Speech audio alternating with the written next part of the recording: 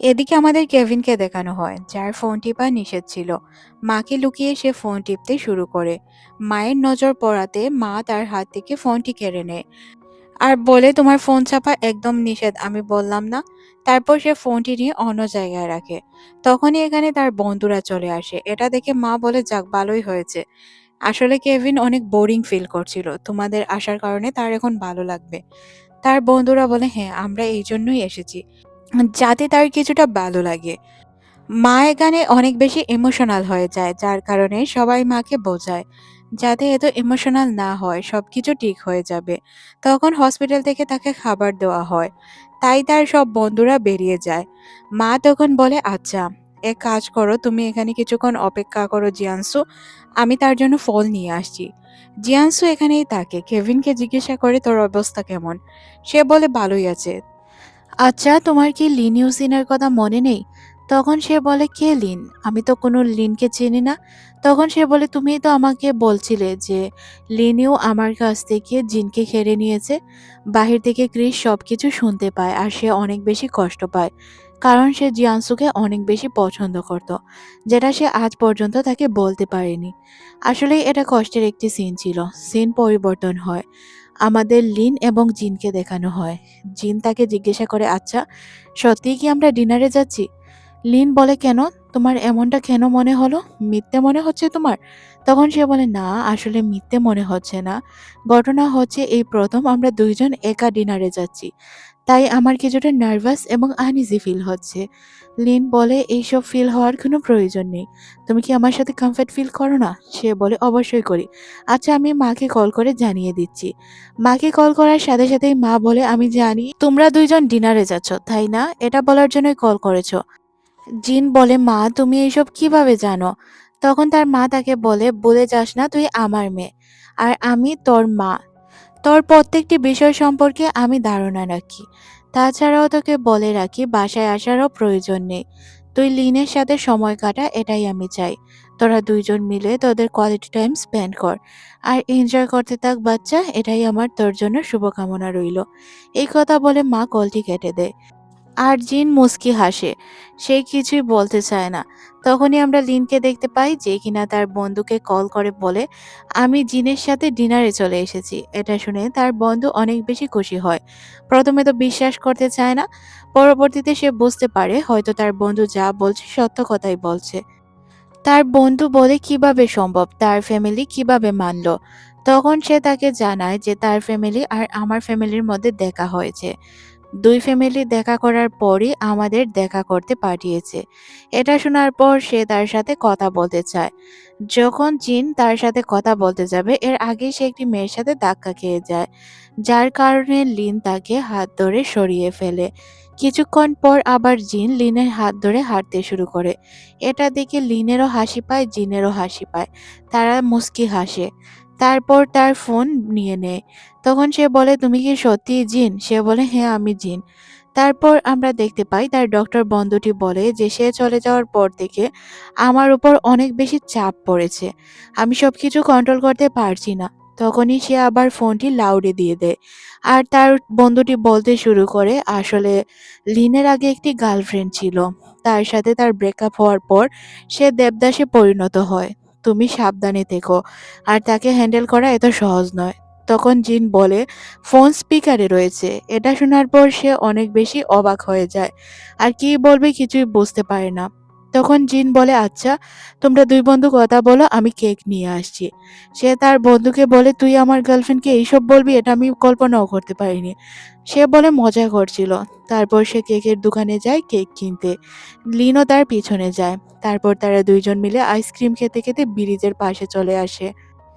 জিন তাকে বলে, আসলে জিয়ান রুইর ইচ্ছে সে অ্যাব্রড পড়ালেখা করতে যাবে। তখন লিন বলে, এটা তো ভালো কাজ। তারপর তারা খাবার খাওয়ার জন্য একটি রেস্টুরেন্টে যায়। রেস্টুরেন্টে থাকা মেয়েগুলো তাদের দিকে অবাক হয়ে তাকিয়ে থাকে। তারপর দুইজন মিলে খাবার খেতে বসে।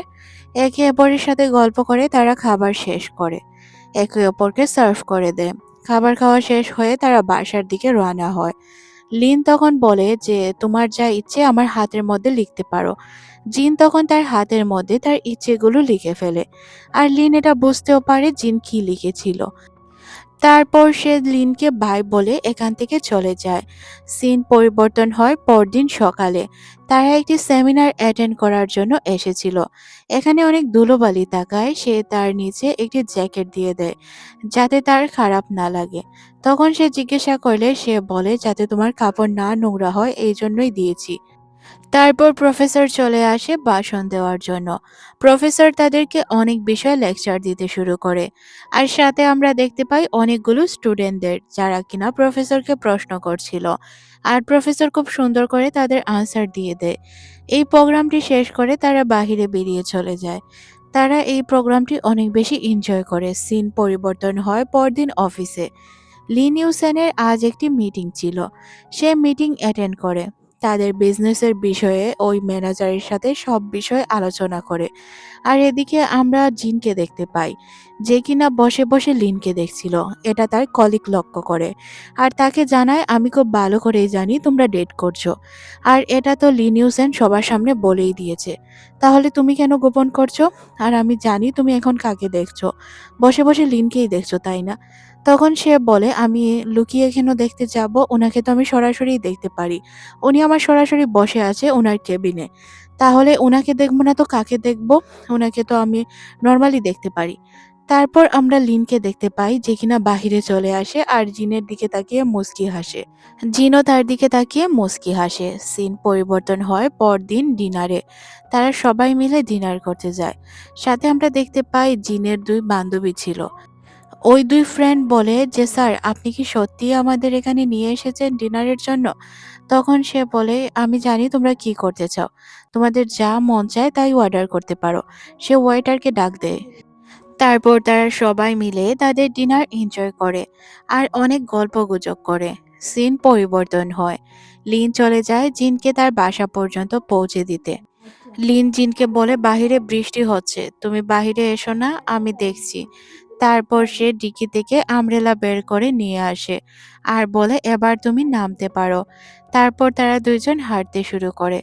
তখন লিন তাকে বলে যে, আমি যে আমাদের রিলেশনটি অফিসিয়াল করে দিয়েছি, এতে কি তোমার কোনো প্রবলেম হবে?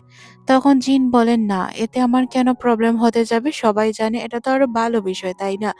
তখন সে বলে, আমি যে বিজনেস ট্রিপে যাচ্ছি এতে কি তোমার মন খারাপ হচ্ছে? তখন জিন বলেন, না, মন খারাপ কেন হবে?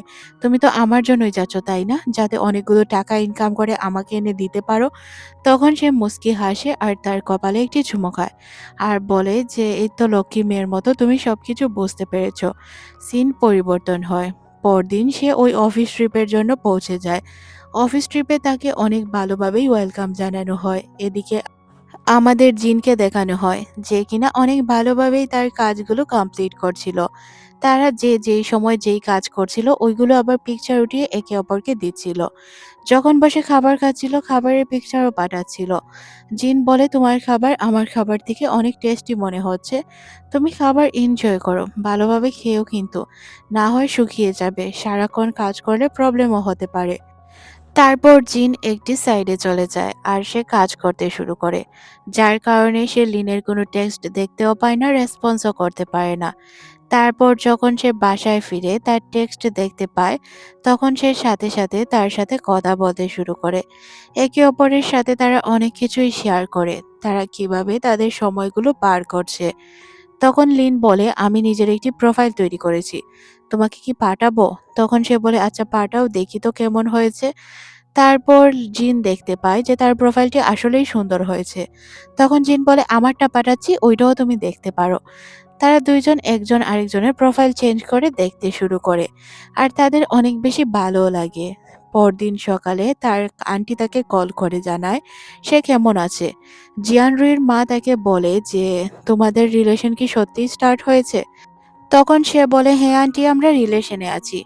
জিয়ানরুইর মা বলে, ও তাহলে অনেক এনজয় করছো, তাই না? তখন সে বলে, না আন্টি, এনজয় কিভাবে করব? লিন তো অফিস ট্রিপে আছে। তখন সে বলে, ও, কিছুদিন পর তো লিনের নানার বার্থডে, তাই না? ওই বার্থডেতে তোমার মামাও অ্যাটেন্ড করবে। তুমি কি এই বিষয়ে কিছু জানো? তখন সে বলে, না, আমি এই বিষয়ে এখন পর্যন্ত কিছু জানি না, তবে জানলে আপনাকে বলবো। সিন পরিবর্তন হয়, সে তার বন্ধুদের সাথে কিছু কেনাকাটা করার জন্য যায়। প্রত্যেকটি বান্ধবীরা মিলে তারা অনেক কেনাকাটা করে। লিন তাকে টেক্সট করে জানায় সে তার হোটেলে চলে এসেছে। আজ সে তার নানার বার্থডে অ্যাটেন্ড করার উদ্দেশ্যে রওনা হবে। ওই জায়গায় পৌঁছে তাকে কল করবে। তাদের কথা বলার মধ্যে তার বান্ধবী এসে তাকে টিজ করতে শুরু করে। সে এমনভাবে তাকে টিজ করছিল সে কথাও বলছিল না, কিন্তু এগুলোতে বিরক্ত হচ্ছিল জিন। তখন জিন বলে, আচ্ছা তোমার সাথে আমি পরে কথা বলছি, আমাকে ডিস্টার্ব করছে আমার বান্ধবী। তারপর সে তার বান্ধবীকে বলে, কিরে তোর কি হয়েছে, তুই এইসব করছিস কেন? বান্ধবী বলে, কি আমি তোর সাথে কোনো কথা বলেছি? কোনো কিছুই তো বলিনি। জিন বলে, কথা না বলেও তো তুই আমাকে ডিস্টার্ব করছিস তাই না? তখন সে বলে, এগুলো যদি তুই ডিস্টার্ব মনে করে থাকিস তাহলে তো আমার কিছু করার নেই। জিন তার বান্ধবীকে বলে, তাড়াতাড়ি শপিং শেষ কর, না হলে কিন্তু মার খাবি। তারপর সে তার ফোন হাতে নিয়ে দেখতে পায় তার মা তাকে টেক্সট করেছে। সে কি জিয়ানরুইর বাবার সাথে যেতে চায় লিনের দাদার বার্থডে পার্টিতে? তখন সে হ্যাঁ বোধক উত্তর দেয়। সিন পরিবর্তন হয় পার্টিতে। জিয়ান রুহির বাবার সাথে লিন চলে এসেছিল পার্টিতে। জিন পার্টি অ্যাটেন্ড করার জন্য এখানে আসেনি, মূলত লিনের সাথে দেখা করার জন্যই আসে। তারপর সে তার আঙ্কেলকে বলে, আঙ্কেল আমি আসলে লিনের সাথে দেখা করতে চাই না। তার আঙ্কেল বলে যে আচ্ছা দেখো তো এখানে সবাই রয়েছে, কিন্তু লিনকে আলাদা মনে হচ্ছে কারণ তার পার্সোনালিটি অনেক আলাদা, তাই তাকে দেখতে অনেক বেশি সুন্দর লাগে। সে বলে, বুঝতে পেরেছি আঙ্কেল। তারপর আমরা লিনের নানাকে দেখতে পাই যে কিনা উপর থেকে নেমে আসে। আর সাথে ছিল তার নাতি, যে কিনা তার ছেলের ঘরের নাতি ছিল। তার নাম ছিল সেন। সেনের সাথে সবাইকে সে পরিচয় করিয়ে দেয়। আর এখানে আমরা জানতে পারি লিন আর সেনের মধ্যে ভালো সম্পর্ক নেই। আসলে সেন লিনকে একদমই পছন্দ করে না, তার সাথে ড্রিঙ্কও করে না, তেমন কথাও বলে না। লিন একা একা দূরে দাঁড়িয়েছিল আর দাঁড়িয়ে দাঁড়িয়ে ড্রিঙ্ক করছিল। যখন জিন বুঝতে পারে তার মন খারাপ তখন তার কাছে যায়। তখন তাকে দেখে সে অবাক হয় আর জিজ্ঞাসা করে এখানে সে কি করছে। তখন সে বলে, তোমাকে সারপ্রাইজ দেওয়ার জন্য এসেছি। লিন বলে, আমি খুব ভালো করে জানি তুমি জিয়ান রুইর বাবার সাথে এসেছো তাই না? তখন সে বলে, হ্যাঁ চলো তোমাকে পরিচয় করিয়ে দেই। তারপর সে তার আঙ্কেলের কাছে নিয়ে যায় আর তারা কথা বলে। একে অপরের সাথে কথা বলা শেষ হলে সে দাদার কাছে আসে কথা বলার জন্য। নানাকে সে তার গার্লফ্রেন্ড হিসেবে পরিচয় করিয়ে দেয়। নানা বলে, আমার নাতির বয়স 30 বছর, এই প্রথম আমি তার গার্লফ্রেন্ডকে দেখলাম। অনেক বেশি খুশি লাগছে তোমাদের জন্য। আশা করি তোমরা সারা জীবন এইভাবেই হাসি খুশি থাকবে। তাদেরকে এত হাসি খুশি দেখে সেন অনেক বেশি জেলাস ফিল করে, কিন্তু বিষয়গুলো সে একদমই পাত্তা দেয় না। তারপর সে বলে, না না আমি তাকে একটু বাহিরে ঘুরিয়ে নিয়ে আসছি, অনেক দূর থেকে এসেছে আর তার হয়তো খারাপ লাগতে পারে, বাইরে বাতাস খেয়ে আসলে ভালো লাগতে পারে। তারপর তারা দুইজন ওই পার্টিটি থেকে বেরিয়ে আসে। বাইরে ঠান্ডা বাতাস ছিল, তারা এই বাতাসটা এনজয় করে। একে অপরের সাথে গল্পগুজব করে, তাদের পারিবারিক বিষয়গুলো শেয়ার করে। এখানে একে অপরকে পেয়ে তারা অনেক বেশি খুশি ছিল, কারণ তাদের মধ্যে কোনো ঝামেলা ছিল না, না ছিল তাদের ফ্যামিলির মধ্যে। তাই তারা দুইজন অনেক খুশি হয়ে যায়। তখন লিন বলে, আমি তোমাকে কিছু বলতে চাই। আসলে আমি এই পেশায় থাকতে চাই না। বিজনেস আমার একদমই পছন্দ না। আমি চাই এই সব কিছু ছেড়ে আমি আমার মতো করে আবারও ডক্টরি পেশায় ফিরে যাব। জিন বলে, এটা আমি জানতাম, এতে আমার কোনো প্রবলেম নেই। তারপর তারা একে অপরকে কিস করে। আর তারা এত ওপেনলি কিস করতে একে অপরের কোনো গিল্টি ফিল করছিল না, উল্টো তাদের ভালো লাগছিল। কারণ তারা জানতো তাদের ফ্যামিলি জানে, আর এখানে তো তারা ওপেনলি একে অপরের সাথে কথা বলতে পারছিল। এই বিষয়গুলো শেয়ার করার পর তারা একে অপরের দিকে তাকিয়ে থাকে অনেকক্ষণ। লিন জিনকে বলে সে যাতে টাকা পয়সা বা কোনো বিষয় নিয়ে চিন্তা না করে। সে যদি বিজনেস থেকে সরেও যায় তাহলে সে যা করে ওইগুলো দিয়েই তাদের চলে যাবে, আর সে ভালোভাবে তাকে চালাতে পারবে। জিন বলে, সয়াবড়ি নিয়ে তুমি যেভাবে এক্সপ্লেইন করলে, তারপরে আমার মনে হয় না যে আমাদের টাকা পয়সা বা যে কোনো বিষয়ে প্রবলেম হবে। তুমি যাই করো না কেন আমি প্রত্যেকটি বিষয়ে সন্তুষ্ট। তারপর তার আঙ্কেলের ফোনে তার আন্টি কল করে জিজ্ঞাসা করে যে জিন কোথায়। তখন সে বলে জিন আসলে আজ বাসায় ফিরবে না, সে লিনের সাথে ঘুরতে যাবে। তখন তার আন্টি বলে যে আমার এইসব একদমই ভালো লাগছে না। আচ্ছা ফোনটা লিনের কাছে দাও, আমি তাকে বলে দিচ্ছি। সে জিনের সাথে কথা বলে যে মধ্যরাতের আগে যাতে সে বাসায় ফিরে আসে। তখন সে বলে, আচ্ছা আন্টি চিন্তা করো না, আমি মায়ের সাথে কথা বলে নিয়েছি। আন্টি বলে, মায়ের সাথে কথা বললে হবে না, আমি যা বলছি তাই করতে হবে। তখন সে বলে, আচ্ছা। সিন পরিবর্তন হয়, তারা দুইজন বাহিরে ঘুরতে যায়। তাদের সময়গুলো অনেক সুন্দর ছিল। হাঁটতে, হাঁটতে তারা কথা বলে যে কিভাবে তারা জীবনে কিছু করবে। জিন তখন জানায় তার নাকি ক্ষুধা লেগেছে। সে ভালোভাবে খেতে পারেনি। অনেক পরিমাণে জুস খেয়ে ফেলেছিল যার কারণে খাবার খেতে পারেনি। তখন জিন বলে, হ্যাঁ আমি দেখেছিলাম, আচ্ছা তোমাকে কিছুক্ষণ পর একটি ভালো রেস্টুরেন্টে নিয়ে খাবার খাওয়াবো। তখন সে বলে, না রাতের বেলা এত খেলে ডায়েট কিভাবে করব। তখন সে বলে যে ও তাও আবার কথা। আচ্ছা, তোমাকে কিছু কথা বলতে চাই। আসলে আমি সবসময় লিমিট করে ড্রিঙ্ক করি, যাতে কোনো প্রবলেম না হয়। তখন সে বলে, আমাদের বিয়েতে কিন্তু ড্রিঙ্ক করা যাবে না। তখন লিন বলে, আচ্ছা। লিন তখন জিনকে বলে, আচ্ছা তুমি কি আমার স্টাডি রুম চেক করতে চাও? তখন জিন বলে, হ্যাঁ অবশ্যই। তারপর সে তার স্টাডি রুমে চলে যায়। স্টাডি রুমে যাওয়ার পর সে এখানে অনেকগুলো মেডিকেল রিলেটেড বুক খুঁজে পায়। এগুলো দেখে সে অবাক হয়ে যায়, বলে এটা কি তোমার রুম নাকি লাইব্রেরি? তখন সে বলে, এগুলো আমার পড়ার প্রয়োজন ছিল তাই কিনেছি। তার একটি ছবি দেখে সে তাকে নিয়ে মজা করতে শুরু করে তার বাউল কাট চুল নিয়ে, যেটা সে আগে কাটতো। বলে, আগে তোমাকে এমন কেন লাগতো? তখন সে বলে, আমি কিভাবে বলবো বলো আমাকে এমন কেন লাগতো? তখন সে তাকে কিছু কাগজ দেখায় যেগুলো তার বাবার ছিল। সে তখন বলে, হ্যাঁ আসলে মেডিকেল চুজ করাটা আমার জন্য অনেক কষ্টের ছিল। সবাই চাইতো আমি বিজনেসে মনোযোগী হই, যেহেতু আমাদের ফ্যামিলি বিজনেস টাইপের ছিল। কিন্তু বাবা মারা যাওয়ার পর আমি কখনো বিজনেসে যেতে চাইনি। অতিরিক্ত রাগ এবং অভিমান থেকে আমি মেডিসিনটাকেই বেছে নেই। আমার কাছে এটাই বেস্ট মনে হয়। তারপর একটি পার্টি অ্যাটেন্ড করতে হয়। ওই পার্টিতে তোমার সাথে আমার দেখা হয়। আর তারপর তো তুমি জানো অ্যাক্সিডেন্ট। অ্যাক্সিডেন্ট হওয়ার পর আমি মেডিকেলে জয়েন করতে পারি না। তারপর সিদ্ধান্ত নেই বিজনেস জয়েন করব। আর সবাইকে দেখিয়ে দিব যে আমি মেডিকেলে লেখাপড়া করলে কি হয়েছে। আমি বিজনেস সম্পর্কেও ধারণা রাখতে পারি। তারপর থেকে আর কি বিজনেস শুরু করে দেই। অনেক ভুল ছিল, ওইগুলো সংশোধন করি। মেডিসিন বাদ দিয়ে বিজনেসে আসলে কি হবে? আমার মন মাইন্ড সব সময় মেডিসিন নিয়ে পড়ে থাকে। আমি গবেষণা করতে চাই। আসলে আমাদের এখানে একজন প্রফেসর এসেছেন নতুন। উনি সবাইকে নিয়ে গবেষণায় মেতেছেন। আমি এই গবেষণায় অংশগ্রহণ করতে চাই। এটা শুনে জিন কোনো কিছু না বুঝেই তাকে হ্যাঁ বোধক সম্বোধন করে আর বলে সে জানে সে নাকি পারবে। সিন পরিবর্তন হয়, আমরা লিনের মামা মামি এবং তার নানাকে দেখতে পাই। নানা তার মামা আর মামিকে ডেকে অনেক বকাঝকা করে, কারণ তাদের কারণে সব সময় তার অনেক বেশি লস হতে থাকে। কিন্তু তার লস হওয়া সত্ত্বেও সে এইগুলো আবার প্রকাশ করতে পারে না। তাদেরকে বলে এইসব থেকে বিরত থাকতে।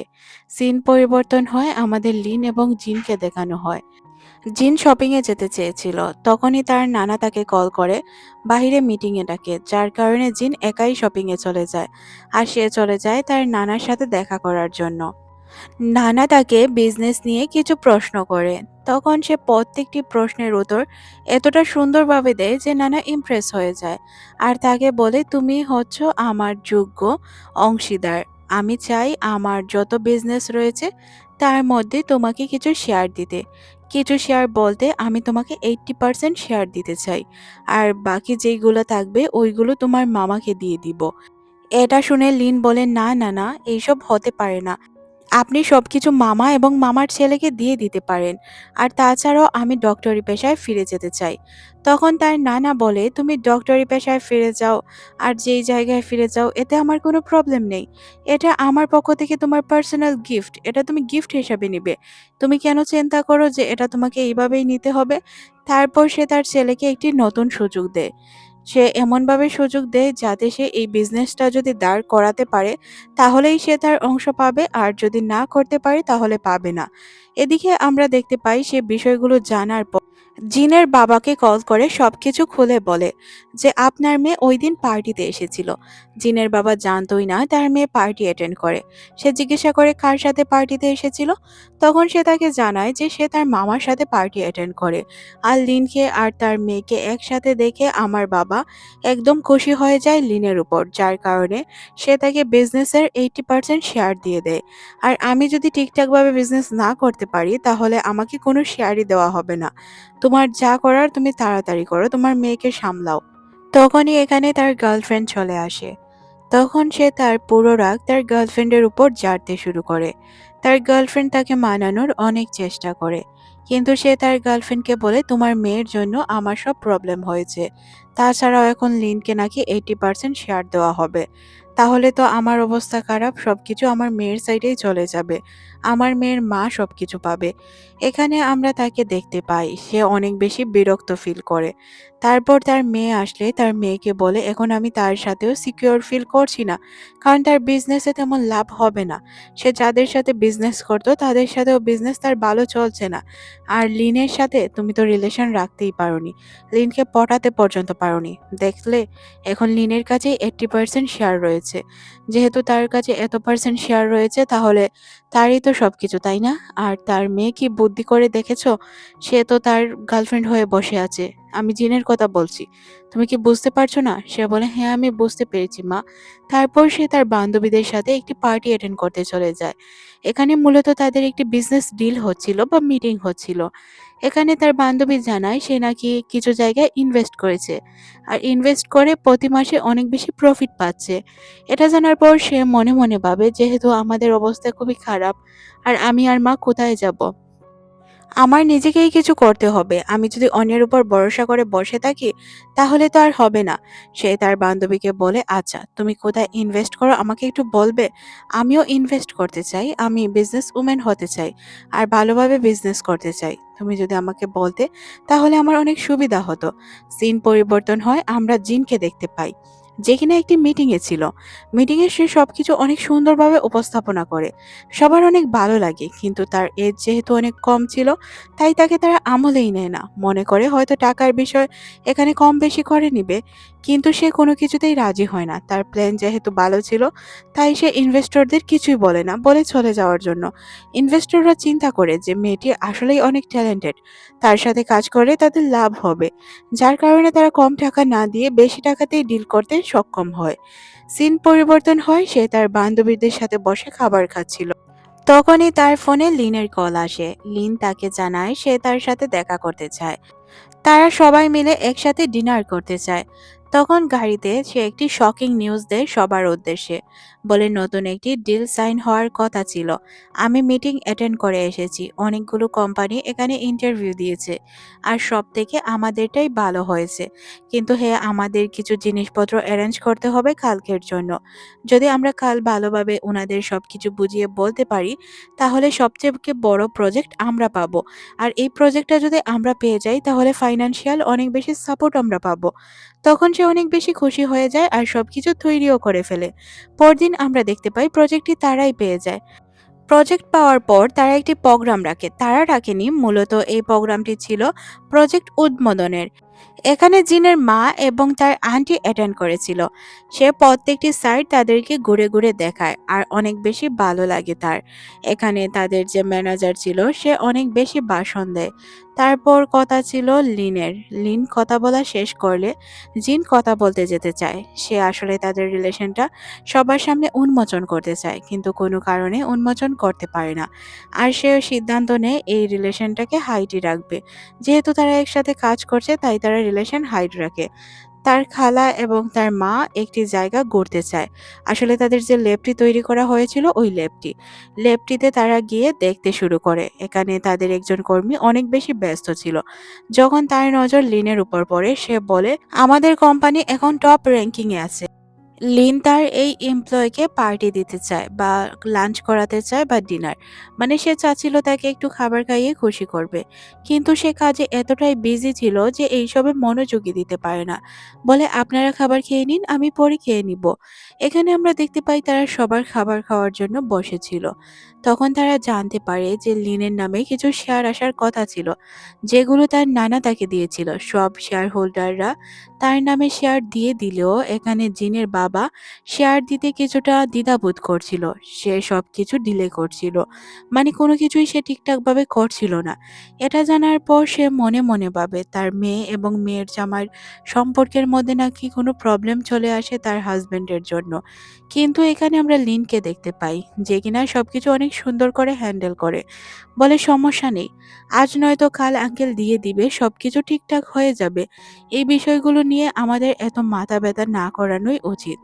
জিনও অনেক বেশি কষ্ট পায় তার বাবার আচরণে, কিন্তু সে কোনো কিছুই বলতে পারে না। তখন আমরা লিন এবং জিনকে দেখতে পাই, তারা দুইজন গাড়িতেই ছিল। সে মূলত জিনকে বাসায় পৌঁছে দিতে এসেছিল। জিন যেহেতু চিন্তিত ছিল, লিন তাকে জানায় যে চিন্তার কোনো কারণ নেই, সবকিছু খুব তাড়াতাড়ি ঠিক হয়ে যাবে। আর সে যতদিন আছে ততদিন তাকে কোনো প্রবলেমে পড়তে দিবে না। যাওয়ার আগে আমরা জিনকে দেখতে পাই যে কিনা লিনকে কিস করে। তারপর সে এখান থেকে চলে যায়। লিন সিদ্ধান্ত নেয় সে জিনকে আর ফর্মাল ভাবে ডাকবে না, তাকে আন্তরিকভাবে তার নাম ধরে ডাকবে, সারনেম দিয়ে আর কখনোই ডাকবে না। সিন পরিবর্তন হয়, আমরা জিনের মাকে দেখতে পাই যে কিনা তার এক্স হাজব্যান্ডের সাথে দেখা করতে আসে আর বলে যে লিনকে শেয়ার দিতে তোমার এত দেরি হচ্ছে কেন। তখন সে বলে এগুলো আমি আমার মেয়ের জন্য রেখেছি, আমি এত সহজে বিক্রি করব না, ভবিষ্যতে যদি কোনো প্রবলেম হয় যাতে আমি এগুলো দিতে পারি। তখন সে বলে ভবিষ্যতে যদি কোনো প্রবলেম হয় আমি তো আছি। তখন সে বলে তুমি তোমার মেয়ের জন্য আছো, আমার জন্য নয়। এদিকে আমাদের তাদের দুইজনকেই দেখানো হয় তারা দুইজন তাদের ডিপি চেঞ্জ করে। একে অপরের ডিপি দেখে অনেক বেশি খুশি হয়ে যায়। আর তাদেরকে দেখে মনেই হচ্ছিল তারা অনেক সুন্দর মুহূর্ত কাটাচ্ছে। তাদের আচরণেই তাদের ভালোবাসা প্রকাশ পাচ্ছিল। হ্যাঁ, হয়তো তারা মুখে কোনো কিছু বলছিল না, কিন্তু এসব প্রকাশ ঠিকই পাচ্ছিল। তখন জিনের মা তাকে কল করে জানায় সে নাকি তার সব শেয়ার বিক্রি করে দিবে। আসলে সে শেয়ার বিক্রি করবে না, মূলত সে শেয়ারগুলো তার বাবাকে দিয়ে দিবে আর তার বাবার শেয়ারগুলো সে নিয়ে আসবে যাতে সে এগুলো জিনকে দিতে পারে। আর যদি শেয়ারগুলো জিন পেয়ে যায় তাহলে লিনের পেতে তো কোনো প্রবলেম হবে না, যেহেতু তারা বিয়ে করার সিদ্ধান্ত নিয়েছে। আর মা কোনোভাবেই চাচ্ছিল না যে তার মেয়ে এবং তার মেয়ের জীবনে কোনো প্রবলেম আসুক, যেমনটা তার জীবনে ঘটেছে। কিন্তু তার মেয়ে তাকে বারবার বলছিল শেয়ারগুলো বিক্রি না করে দিতে, এগুলো থাক।